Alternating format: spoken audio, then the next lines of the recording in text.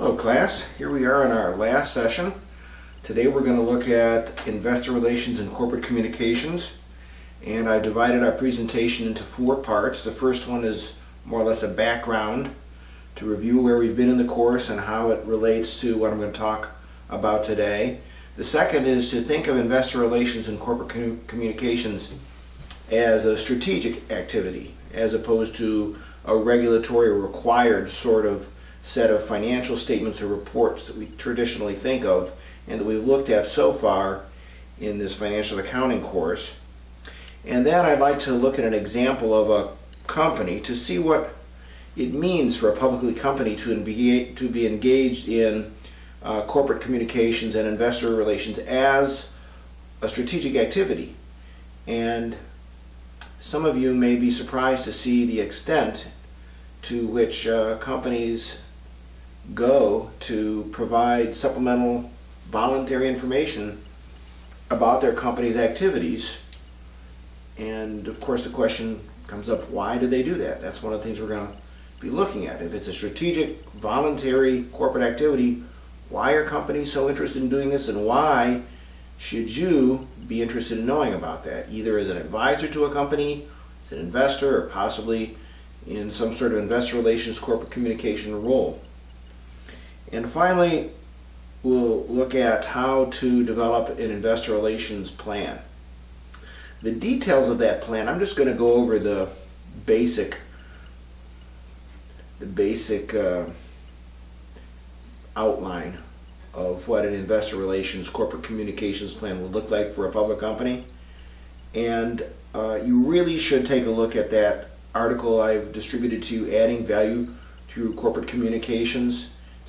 It's about 10 years old, but it's still very timely, and all the issues that are addressed there and the technology and so forth are quite similar. I would say the one thing that you see more of today that doesn't deal with so much is the notion of social networking, and how social networking sites, the use of Facebook and blogosphere types of activities, become challenges for investor relations and corporate communications, both from a legal perspective in terms of not exposing a company to unnecessary risk or potential legal liability, as well as thinking about how to manage it as a strategic activity. So, to start with, remember that we have traditionally thought of financial reporting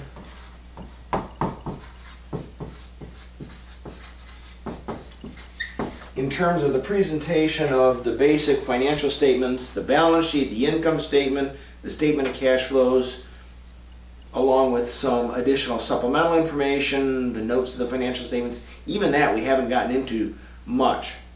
But any of you that have ever received an annual report knows that the volume and breadth of information provided by companies goes way beyond that. Even the regulatory response with respect to the kinds of information that is required by companies goes way beyond these financial statements that we've dealt with so far. That's okay. And the idea here is, in this course, was first of all to provide you with that fundamental knowledge about accounting and financial reporting so that you understood what these financial statements, how to do transaction analysis, how to then combine those to prepare financial reports and financial statements. But financial reporting goes way beyond that. In fact, it's probably better to think of it as business reporting. Maybe the financial reporting deals more with the financial statements. This is more of a financial statement perspective, and it's also more of a regulatory type of activity. In other words, there are requirements, whether the regulation is at the government level or it's by a stock exchange. It's nonetheless more of a regulatory response. But we're going beyond that here and thinking about what some people would call business reporting. But I like to think of, and I think the more contemporary term is corporate communications. So this broadens our understanding of what we're dealing with. And so the idea of financial reporting and financial statements and basic accounting from that transaction and accounting equation point of view, that's a subset, and an important subset in terms of how it's looked at by the investing community and by all of our stakeholders. Remember, stakeholders just means all the different interest groups that have some sort of a legitimate claim in our business, whether they're investors or creditors or somebody else entirely. But while these financial statements are very important in terms of what investors learn about the performance and condition of the company, they're really only a fairly small proportion of the vast amount of information that these public corporations present. And so that's kind of the starting point of today's session, is to realize that these almost become eclipsed by the sheer volume of everything that's included in corporate communications. So why are we not just thinking this is a regulatory activity? Well, I think you can just go back to what we think of as our model of business reporting. And I know I keep hitting you guys with this thing every time we have a session, but remember, we're in this principal agent world. And in the principal agent world, we've got the managers, and we've got the owners, and maybe other parties here as well.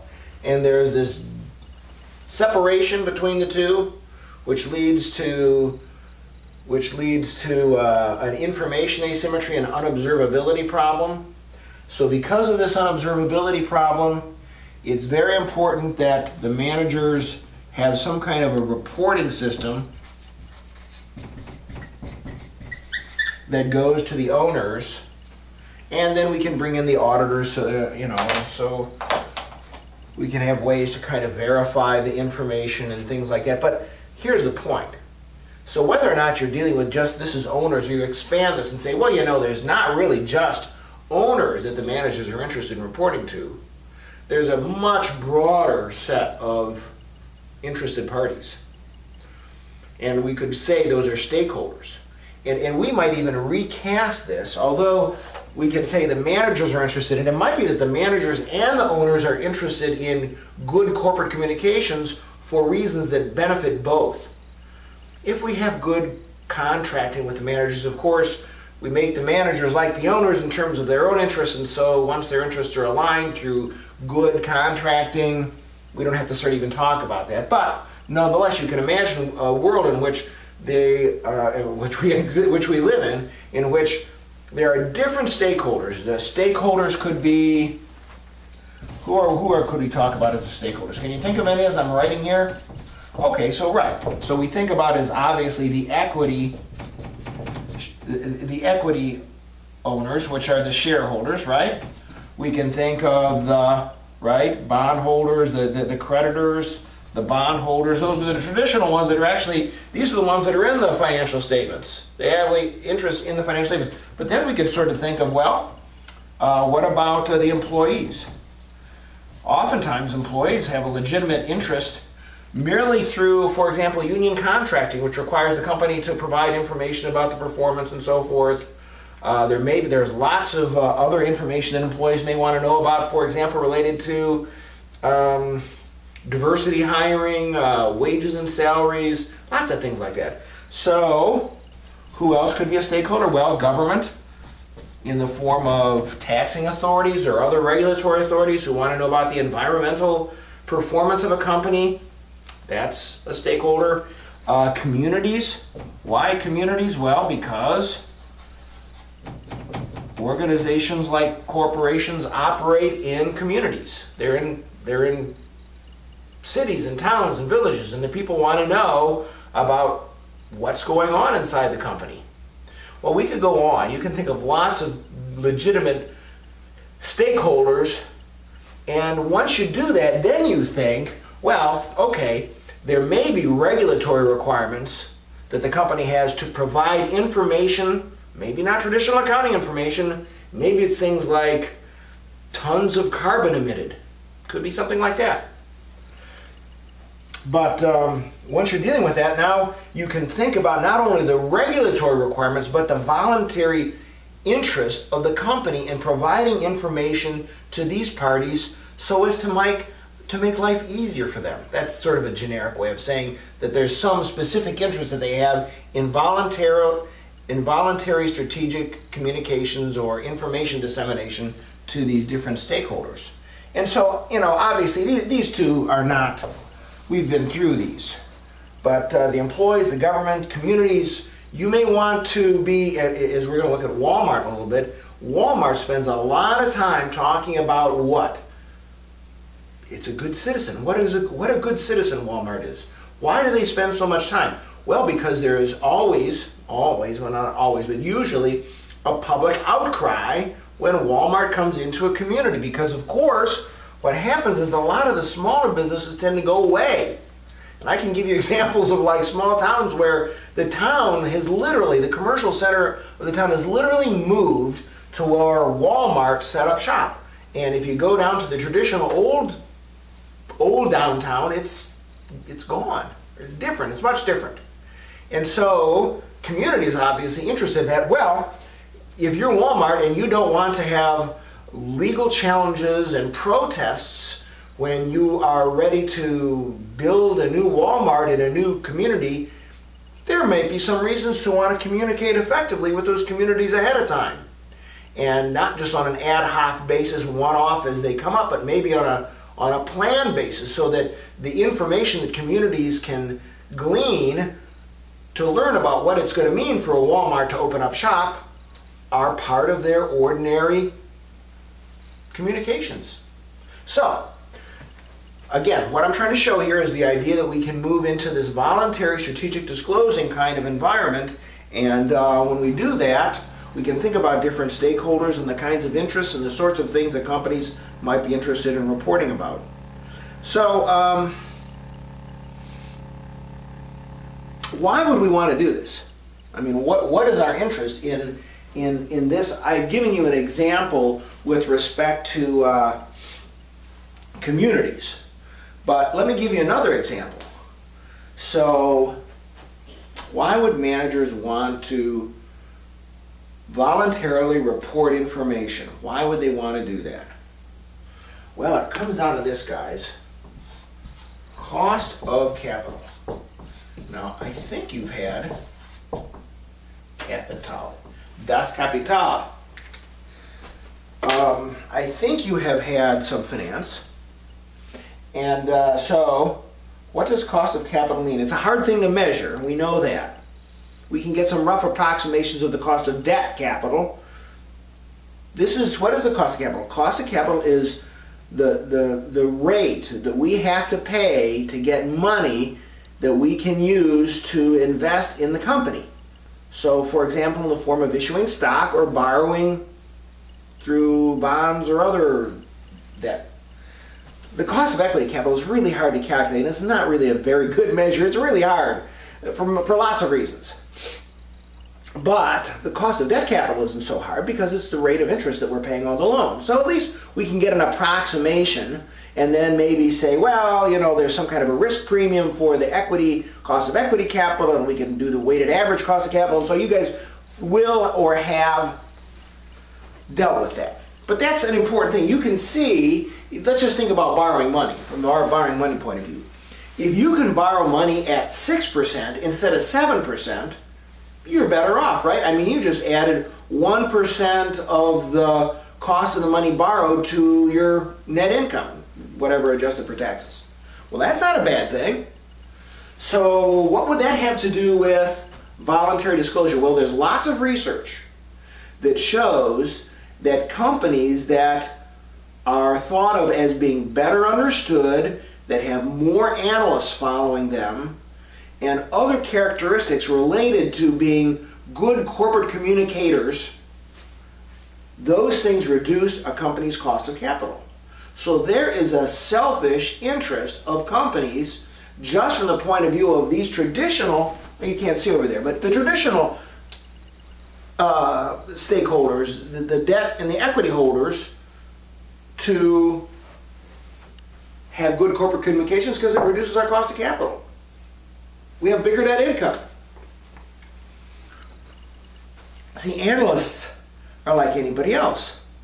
They don't want to deal with companies that are hard to follow, that have obscure reporting and accounting methods they don't understand, and the company doesn't do a very good job of describing what's going on inside the company and all the different divisions and elements. Most companies are required to have certain sorts of segments that they report on, basically designed around the way the company is managed nowadays.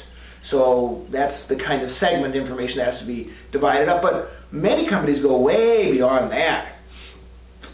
For example, you can look at pharmaceutical companies.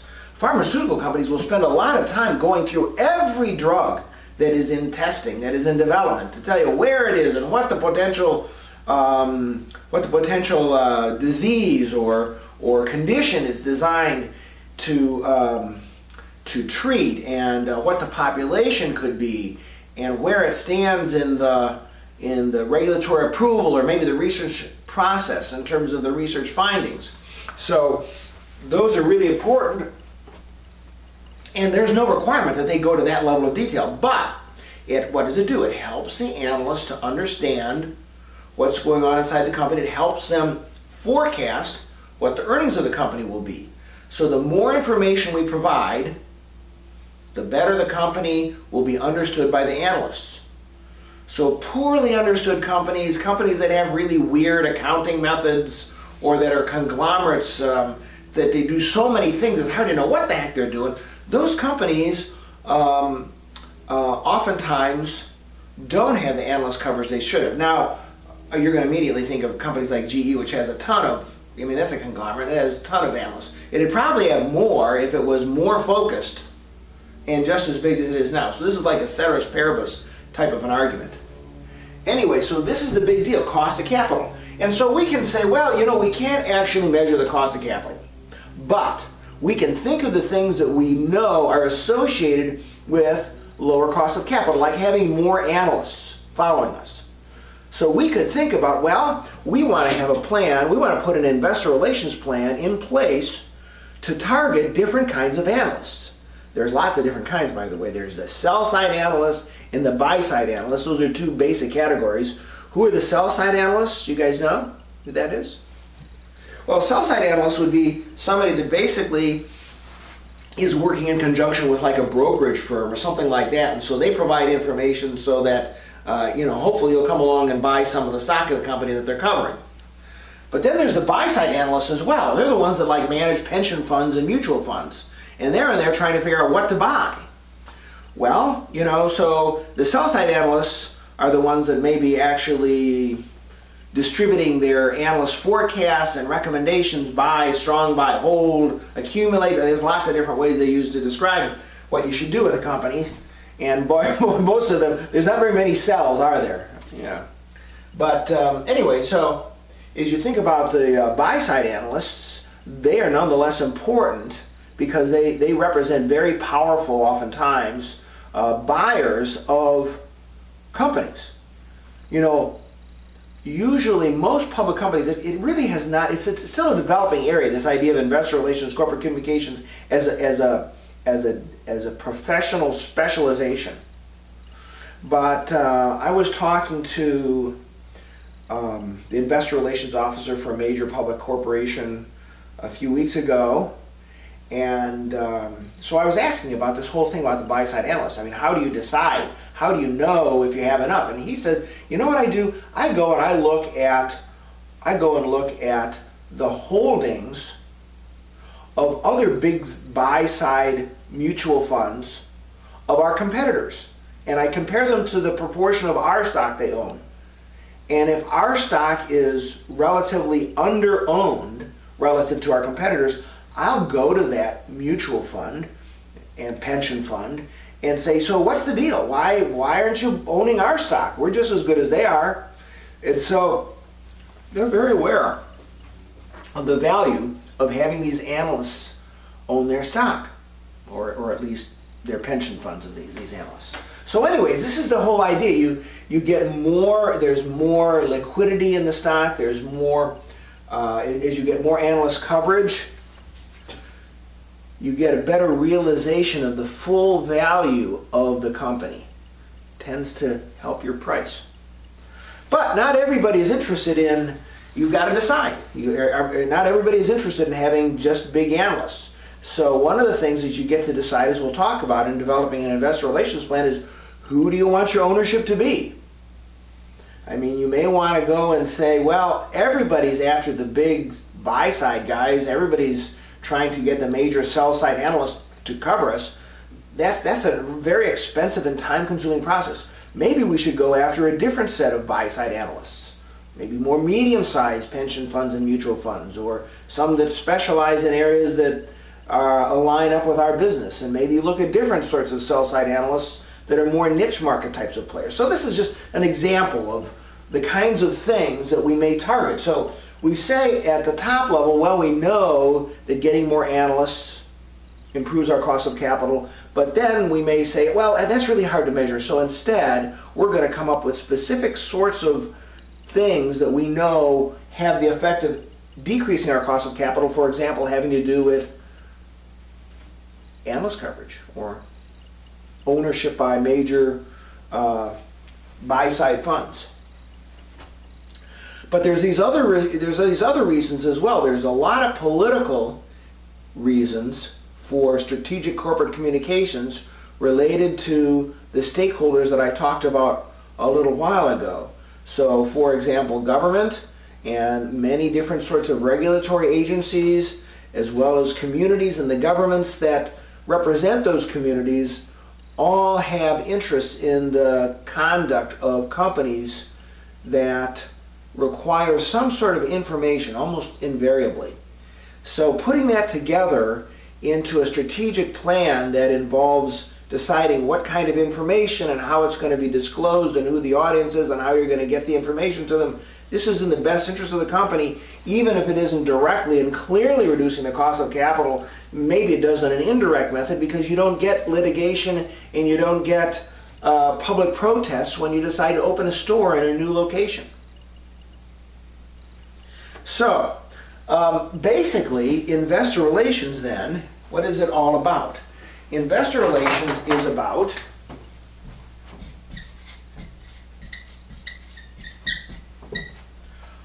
fostering relationships with key stakeholders. And the main thing it involves is this corporate communications process. You got to figure out who it is we're trying to, we got to identify who these stakeholders are, what are their information interests, what information we want to get them, and how are we going to do it. That's this whole corporate communications process.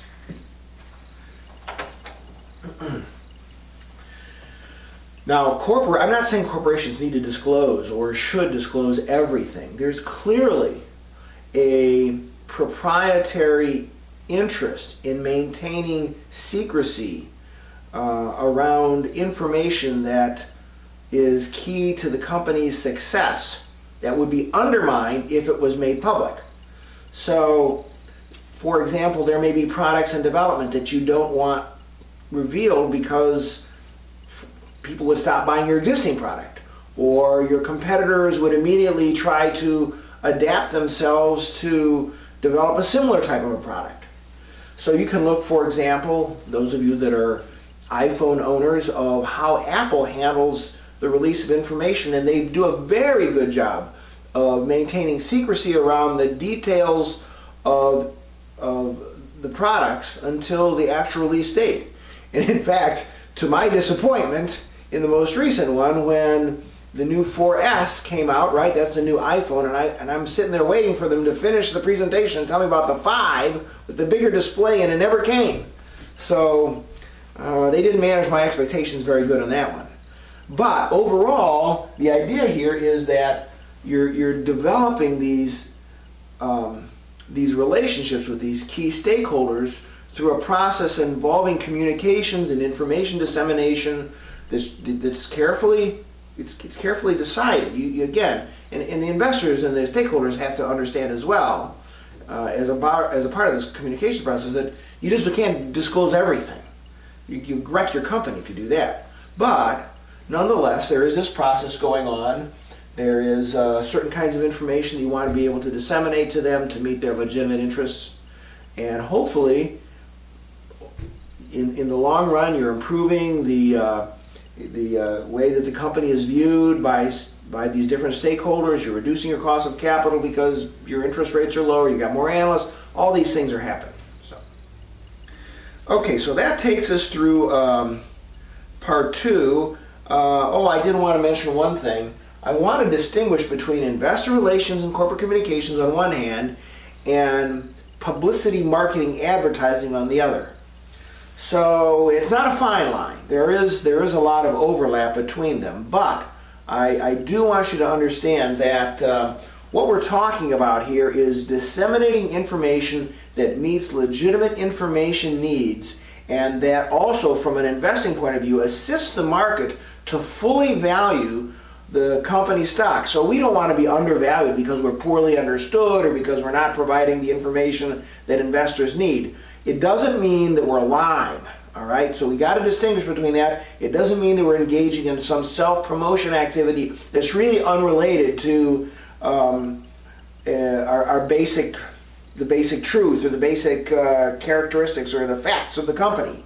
So as we're in this investor relations, corporate communications, there's much more of a truth-telling, honesty type of an element here, that company is willing to acknowledge the challenges that it faces in certain areas, but also wants to make sure that its side of the story is told as well, that it's fairly told and fairly understood, but not crossing the line into exaggeration or invention.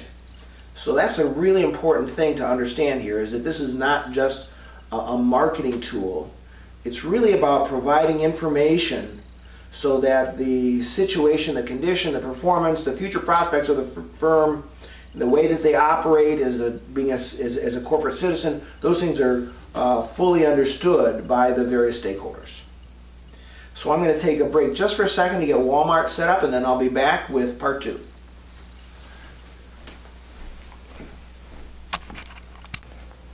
So here we are. You can go to this site on your own if you like. This is at walmart.com. You can see that this is under investors.walmartstores.com, and so this is part of the corporate site.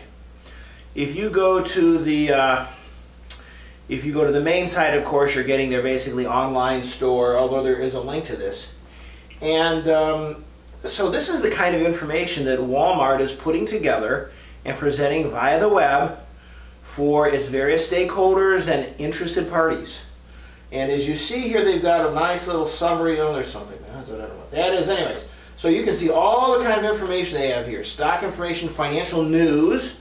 So Walmart has lots more information that they present than would be required under regulatory reporting. If we take a look here, for example,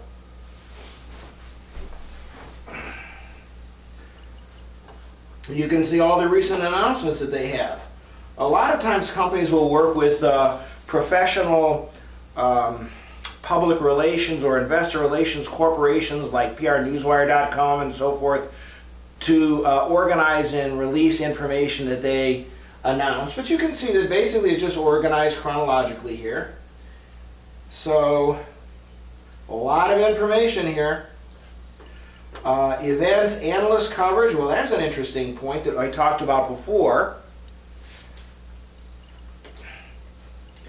And this gives you an example of all the different analysts. They keep track of what analysts are covering them.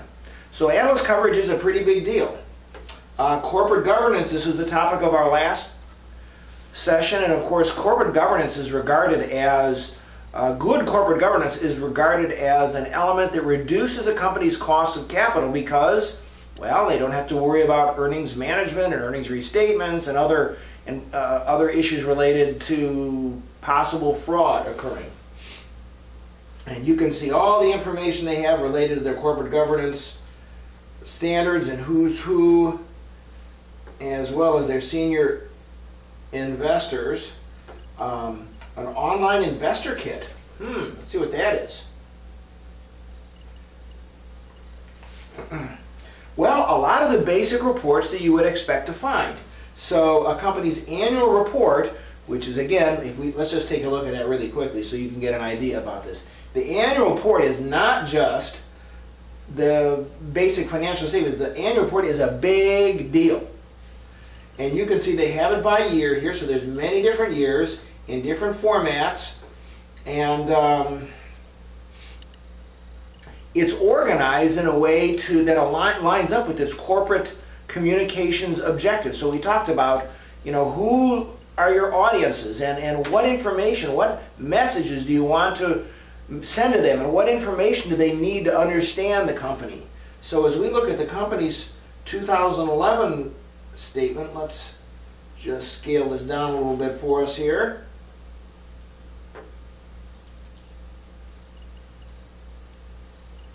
You can see its financial priorities, which all make sense. But notice who they're addressing. This shareholders, associates, that's employees, right? And customers, all elements of the stakeholder community for Walmart.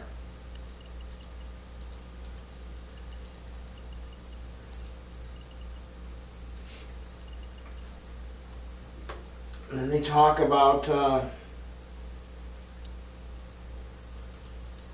everything in a narrative point of view, but there's a lot of other information that they have. They're talking about global e-commerce. For them, technology is a pretty big deal. And here's another topic: helping people live better around the world. So for Walmart, corporate citizenship is an important message, more so than many other companies, although it's in general, corporate citizenship is becoming a more important topic. The whole idea about green accounting, sustainability, sustainable development, diversity, human resource management. There's many topics in this, but those are increasingly becoming important. And in fact, companies sometimes will actually issue supplemental reports just on those topics, or more than one perhaps. But you can see that they're addressing that that was the first issue after their basic financial issues that they talk about. Here's the information on their board of directors, so that must be important to know. And look how they specifically talk about corporate governance here as well. It's a pretty big deal for a company like Walmart. And then we finally get into all the different statements. And I'll tell you, there's a lot of narrative in here. There's some financial statements, some financial reports in here, but there's a lot of narrative, a lot of words, a lot of breakdown of the basic financial information that you've seen into segment information. Now, a lot of this is required. So under financial reporting rules, companies are required to have lots of supplemental disclosures related to things like segments and divisions and details behind loans and contracts and agreements and so forth. So there's lots of required information, but there's a lot that goes way beyond that. And in fact, this website is basically a way of putting an exclamation point after the importance or after the recognition of how serious public companies take the issue of corporate communications, and obviously as well using technology to be more effective at doing that. So if I go back here to, let's see where I can get back to. Well, let's just go back to, I think it's investors, right? Investors at walmartstores.com.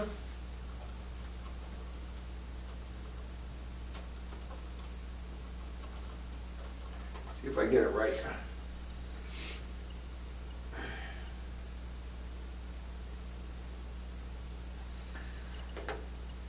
So I did want to also point out that there's other kinds of information that the company provides. This thing called fact sheets. Companies sometimes have fact sheets, fact books, or financial tear sheet. These are, again, supplemental or sometimes summary information, some of which may be included as part of a regulatory disclosure requirement, but there could be lots of supplemental information. A lot of times, for example, you'll have a company like an Exxon, for example, that will have lots of information related to its environmental performance because of its history in that area. So a lot of these fact sheets are sort of specifically designed to address the particular characteristics of a company and its history in order to effectively communicate that on the topics that it thinks are most important. But you know, there's practically no end to the amount of information a company could provide. And so a company has got to decide what it is going to provide and how it's going to do this. Let me just, before we go forward in a minute, I'm going to come back with you on the basics of an investor relations program. And I guess just to finish this up as we're looking at Walmart here, is to make this point. What you don't want to do is end up with an ad hoc, piecemeal approach to investor relations and corporate communications. It's easy to do because everybody's got a story to tell. There's different areas, there's different centers of responsibility, there's different people that are involved in corporate communications and financial reporting. There's lots of different technologies, there's lots of different media. You could be on Twitter, you could be on Facebook, you can have a website, you can have prnewswire.com. It's limitless.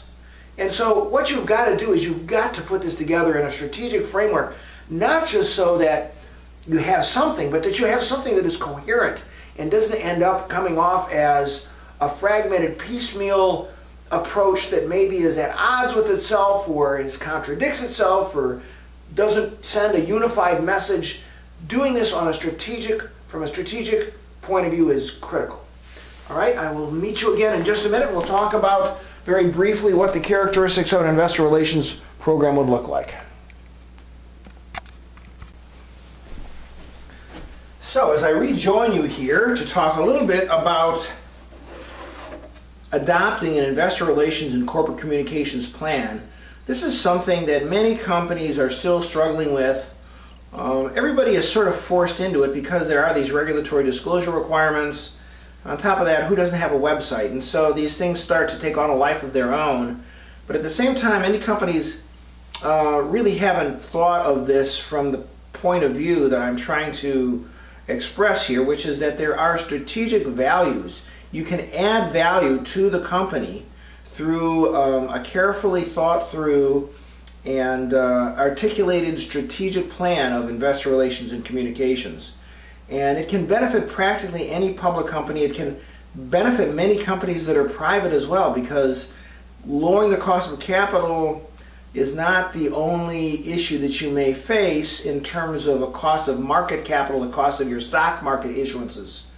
There's lots of other economic benefits that can be derived by eliminating or being able to deal with potential problems with respect to dealing with stakeholders who's, at least in part, who may hold the future of your company in their hands, whether they're regulators or communities or whomever.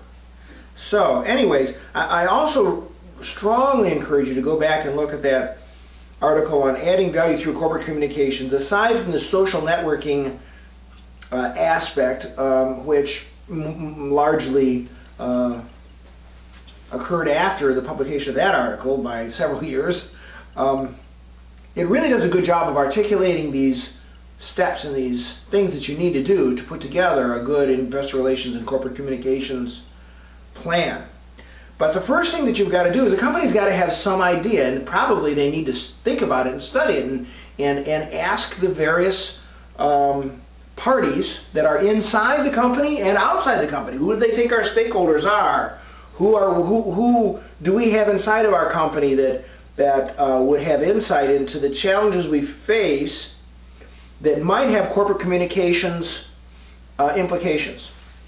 And so the first thing we do is we think about this from the point of view of strategic interests. What are the challenges the company faces, and what do we hope to get out of this?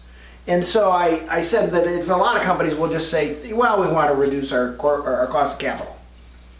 But really you've got to get down to that, because that's so difficult to sort of quantify in any reliable way. you sort of have to get down to the next level of detail. Even though that's sort of a nice overall goal that somehow this is going to do that, you really have to sort of think about the more operational strategic objectives, that we want to have more sell-side financial analysts or some specific financial analysts, or we want the buy-side analysts' holdings of their pension or whatever their funds are to be roughly similar or better for our company than for our competitors. So we can think of very operational goals like that. Or we want to have communications set up to address the corporate citizenship of what happens when we open a new facility in a new community. So we sort of operationally define the things that we want to achieve out of this process. And then the next thing that we're going to do is think about who the audiences are that we want to prepare information for. So they usually line up pretty closely with what the objectives are that we hope to gain. So if we're thinking about analyst coverage, if we're thinking about large sell-side analyst brokerage firm types of to have more analysts from brokerage firms cover us, more sell-side analysts.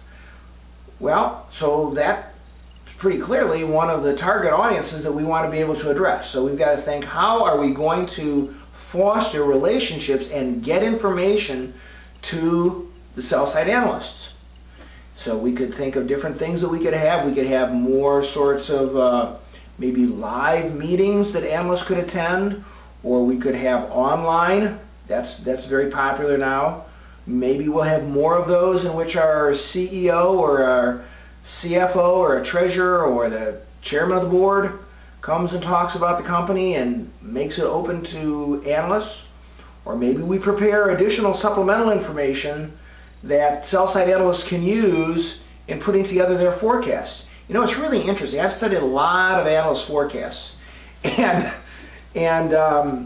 you might be surprised at how often, almost word for word, entire passages are lifted by the analysts from some communication provided by the company. So you have to presume, of course, that the analysts believe that what the company is telling them is true, but it's not like the analysts even bother to change the wording. They just take it. You know, analysts are really concerned with the cost of instituting and initiating coverage. It's a pretty big deal. You got to get a lot of people, and you have to invest a lot of resources to do this. So to the extent that the company can help the analysts, it gives more incentives and reduces the cost of entry of an analyst to initiate coverage of a company. Now, obviously, along with that, just presenting information, there has to be some consideration of the kind of information, because as I said before, analysts aren't interested in you just because you're easily available and you have lots of meetings and you present information to them about your company, unless it's really good information, because they don't want to cover a company that they really don't understand. They look at the financials and they look at all the information, and they really don't get it. They don't get the business model. They don't get how the changing economics are going to lead to better or poor performance by the company. It's a hard to understand company.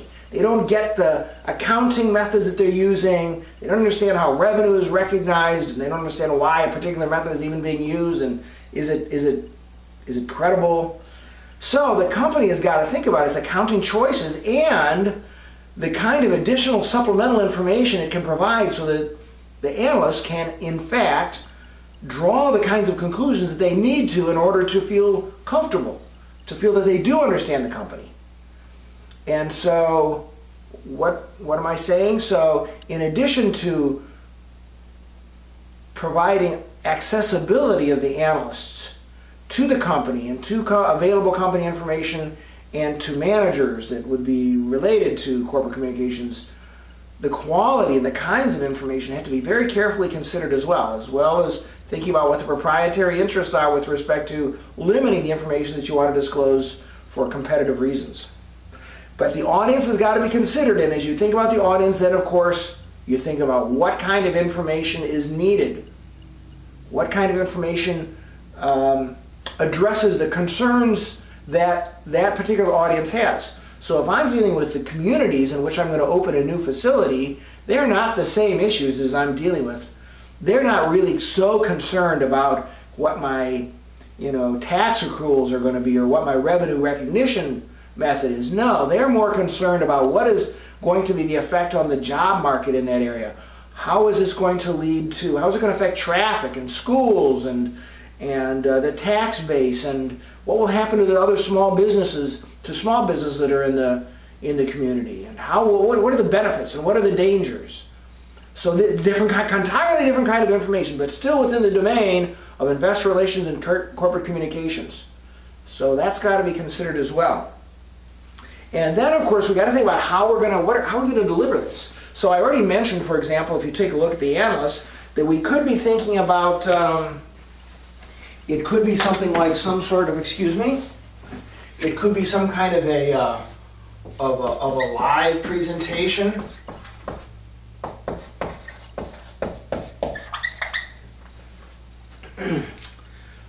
It might be also simultaneously broadcast, or it might be simultaneously available over the internet, or it could be an entirely online type of a presentation.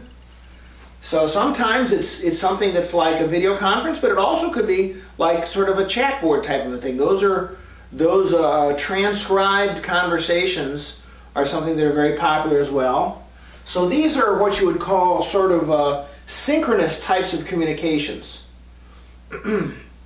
There's also, that I would also classify as synchronous, but only of the time that they actually happen. There's different kinds of announcements and releases that come out as some sort of a report, like a news report or a news feed that goes out.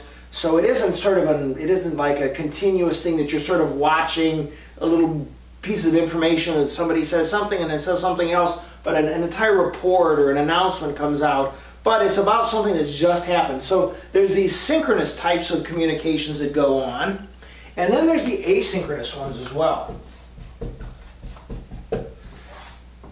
So a website, it might have some synchronous stuff on there because, at the moment something is issued, that's real time, but most of the stuff there isn't. It's about something that happened before. And there's a report or a summary or a synopsis of what happened before. So you could have a website,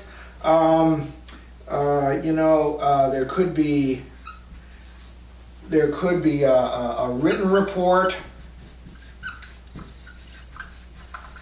It could be supplemental or main, like an annual report, or in the United States a 10K or 10Q. These are more regulatory requirements, I understand, but nonetheless, in terms of fitting into the overall portfolio of corporate communications, they're important pieces. And so they're asynchronous, and they're not telling things that are coming along right. You're not hearing about them as you go along. They're archived. You go back and look at them, and you find out what happened to the company or what the company thinks is going to happen, and so forth. So you can distinguish between these two, and you can see that basically there's kind of two ways these things get done. And one is in the old-fashioned way, which is live or through written devices. So we've got people seeing each other or people reading things that are in physical form, like a live presentation or the written report. And then there's the more technologically oriented types of things, which would include like an online presentation or an online chat session. These announcements that come through PR Newswire then are available through all of the major business news services, through a website. So these are all technologically oriented ways of presenting the information. And then of course you're also thinking here not only synchronous, asynchronous, technologically sophisticated or more traditional, but you're also thinking about, so what is the report going to look like? So what is this going to be? So even these individual things, whether it's some kind of a new report, a fact book, or a supplemental statement about the opportunities and risks facing the company, or some sort of an online session about new product developments, or an address related to rumors regarding the hostile takeover of blah, blah, blah. You know, so even these individual things have got to be planned. So what are they going to look like? What's going to be the content in them? What kinds of question and answer things are going to go on? Or what's going to be the format? Is it going to have pictures, graphs? So even within these individual things, of course, there's big questions about what the specific content is going to be in them. And then how is it going to be presented? How is it actually going to appear or be presented from a chronological point of view of somebody looking at it? Either where it is in terms of physically it being present in the report, or how it's presented if it's like a live press conference or a presentation or something like that. So these are the basic issues that you need to put together. And so what a company wants to do is look at this from sort of the 50,000-foot point of view to start with, to think about issues related to what challenges do we face and how do corporate communications help us address those challenges, who are the audiences related to those challenges, and what kind of information do they need in order for them to fully appreciate our company without going across the line, of course, into marketing and self-promotion that isn't really true. But we nonetheless want them to have the full story so they can appreciate the issues and fully value our company and give us credit for the things that we're due. And then how exactly are we going to put these presentations together, these communications, I should call them. How are we going to put these communications together? What are they going to look like? How are we going to deliver them, and in what manner? Are we going to be electronic? Is it going to be traditional report or live presentation? Who's going to do it, and how is it going to get delivered? So again, take a look back through that adding value through corporate communications. You'll see some examples and more detailed description of how to go through this process, and it'll do you good. I think that covers us for today, and I'll be emailing you shortly. Bye-bye.